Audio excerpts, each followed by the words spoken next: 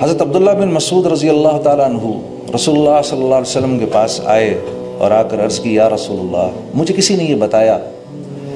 کہ فلاں آدمی کے اوپر جن چڑھا ہوا ہے، اور میں اس کی طرف گیا اور میں نے دعا کی اور اللہ کا کلام پڑھا اور اس کے اوپر پھونکا تو وہ ٹھیک ہو گیا۔ تو اللہ کے نبی مسکرائے، پوچھا عبداللہ تو نے کیا پڑھا اس کے اوپر جا کر؟ کہا یا رسول اللہ میں نے اس کے کان کے اندر قرآن کی یہ آیت پڑھی افحسبتم انما خلقناکم عبثا، پوری یہ آیت پڑھ دی میں نے اور اس کے کان میں پھونک دی۔ آپ صلی اللہ علیہ وسلم بڑے حیران ہوئے، عبداللہ بن مسعود کو دیکھا اور پھر آپ نے فرمایا اے عبداللہ تجھے پتہ ہے یہ آیت کیسی آیت ہے؟ اس رب کی قسم کہ جس نے مجھ کو نبی بنا کر بھیجا ہے، یہ آیت اگر یقین کے ساتھ آدمی پہاڑ پر کھڑا ہو کر پڑھے تو پہاڑ کو اپنی جگہ سے ہلا دے گا۔ اب میں یہ بات پڑھ رہا تھا اور مجھے یہ خیال آیا کہ پچھلے 4-5 سال سے کسی اللہ والے نے، کسی نیک بزرگ نے مجھے یہ کہا تھا کہ بھئی دیکھو دن کے وقت یہ آیت پڑھ لیا کرو، دن کے شروع میں یہ آیت پڑھ لیا کرو، اللہ رب العزت تمہارے سارے دن کے کاموں کے لیے کافی ہو جائیں گے، تمہاری دعائیں قبول ہوں گی۔ تو مجھے یہ خیال آیا کہ یہ 3-4 سالوں سے تو میں اس آیت کو پڑھ رہا ہوں لیکن میں نے کوئی اس کا افیکٹ نہیں دیکھا، نہ اپنی ذات پر دیکھا نہ کسی اور پر دیکھا۔ تو مجھے وہ خیال آیا بات یہ ہے کہ عمل تو عبداللہ بن مسعود نے بھی وہی کیا جو میں کر رہا ہوں، انہوں نے تو ایک ہی دفعہ کیا، میں تو 3-4 سال سے کر رہا ہوں۔ فرق یہ ہے کہ ان کے پاس وہ ایمان کی جو مایا ہے وہ ایسی ہے کہ یہ جو آیتوں کے بول ان کی زبان سے نکلتے ہیں تو وہ جو ڈیزائرڈ افیکٹس ہم چاہتے ہیں نا، وہ ڈیزائرڈ افیکٹ جو ہیں وہ ڈیزائرڈ افیکٹ ہو جاتے ہیں، اور میں پڑھ کے رہ جاتا ہوں۔ ابھی ہم حج پر تھے، بڑے فخر سے انہوں نے بتایا کہ بھئی اس سال تو 45 لاکھ آدمی نے حج کیا۔ اب 45 لاکھ لوگوں نے، الحمدللہ کتنی بڑی بات ہے، امت مسلمہ میں سے 45 لاکھ لوگوں نے حج کیا۔ لاہور کی آبادی 45 لاکھ کی ہے، تو مکہ اتنا چھوٹا سا شہر ہے اور 45 لاکھ بندہ مکے میں، اللہ نے ان کے وہاں پر کھانے کا بھی انتظام اور پینے کا بھی انتظام، نہانے دھونے کا بھی انتظام، پانی کیسے خرچ ہوتا ہوگا۔ ادھر دوسری ایمنسٹیز جو ہیں ان کی اویلیبلٹی، وہ کیسے اللہ نے ایک نظام چلایا، اور وہ 45 لاکھ کے 45 لاکھ اللہ سے یہ دعا کرتے ہوں گے یا اللہ مسلمانوں کو پھر سے عروج نصیب فرما، اسلام کو عروج نصیب فرما، یا اللہ ہماری زندگیوں کو قبول فرما۔ وہ سب کیا کیا دعائیں نہیں کرتے ہوں گے، اور ہم کیسی امیدیں لگا کے رکھتے ہیں ان حاجیوں سے۔ یقیناً اللہ کے ہاں یہ دعائیں تو قبول ہوتی ہوں گی، لیکن وہ ڈیزائرڈ افیکٹس نہیں ہو رہے جو 1.25 لاکھ صحابہ کے حج سے ہو گئے۔ انہوں نے تو 30 سال کے اندر 1.25 لاکھ صحابہ ہی تو تھے جب اللہ کے نبی نے اس دنیا سے وصال فرمایا، تو ان کے دنیا سے چلے جانے کے 30 سال کے بعد مسلمان 3 بر اعظموں کے بادشاہ بن گئے، 3 بر اعظموں کے بادشاہ بن گئے۔ کیا ہوا؟ فرق کیا ہے؟ وہ ایمان کی کمی فرق ہے میرے دوستوں، اور کوئی نہیں۔ اعمال وہ بھی وہی کرتے ہیں،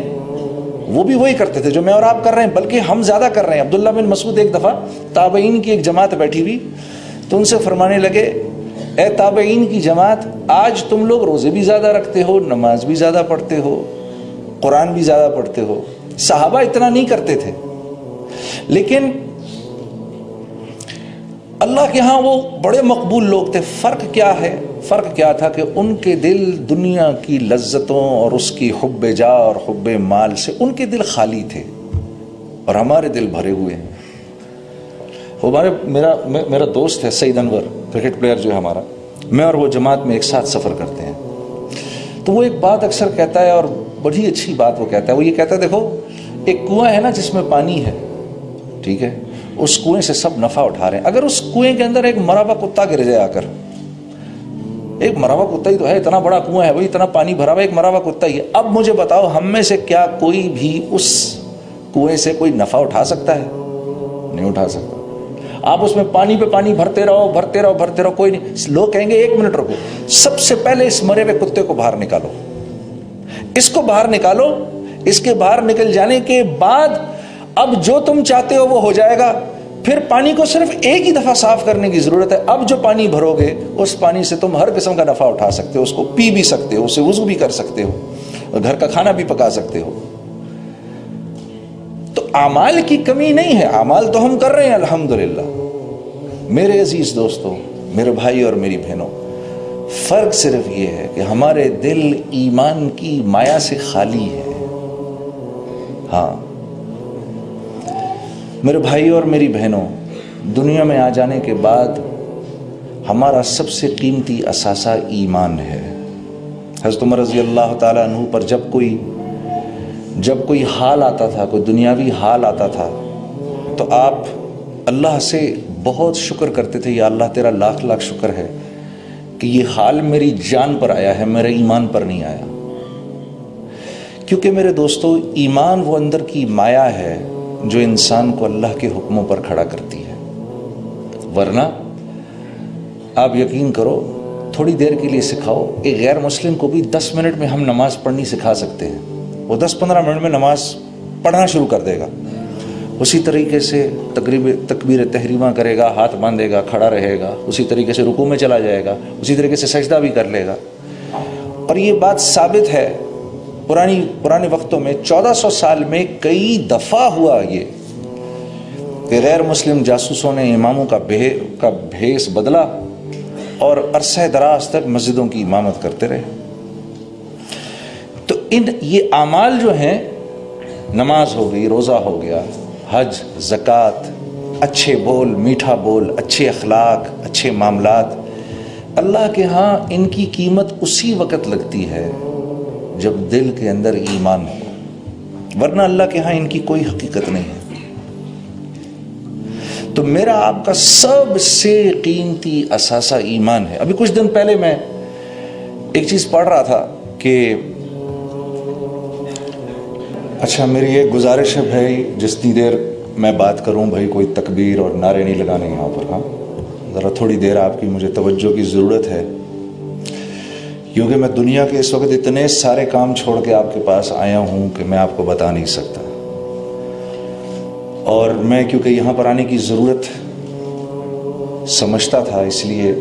بڑی ضروری اپوائنٹمنٹس میں نے کینسل کی ہوں، پھر میں یہاں آیا ہوں۔ اور یہ میں آپ کو اس لیے، میں کوئی بڑی بات نہیں کر رہا، یہ میں آپ کو اس لیے بھی بتا رہا ہوں کیونکہ میں یہ اپنی ذمہ داری سمجھتا ہوں کہ آپ سب حضرات جو ہیں یہ اس ملک کے کل کے معمار ہیں، اور نہ صرف یہ کہ پاکستان بلکہ پوری امت مسلمہ کی باغ ڈور کل آپ کے ہاتھ میں ہونی ہے۔ اور میری دل و جان سے آپ کے لیے دعا ہے کہ اللہ رب العزت آپ لوگوں سے اپنے دین کا کام لے، کیونکہ جس کے لیے اللہ نے یہ فیصلہ کر لیا کہ میں نے اس سے کام لینا ہے، یقین کرو میرے دوستو، آپ ذرہ کریں گے اور اللہ آپ سے ایسے کام لے گا، آپ ایک قطرہ کام کریں گے، اللہ آپ سے کام ایسے لے گا جیسے سمندر سے لیتا ہے۔ وہ اس کی اپنی مرضی پر ہے، آپ میں سے کس کو چن لے، ٹھیک ہے؟ یوں اگر ہم زور لگائیں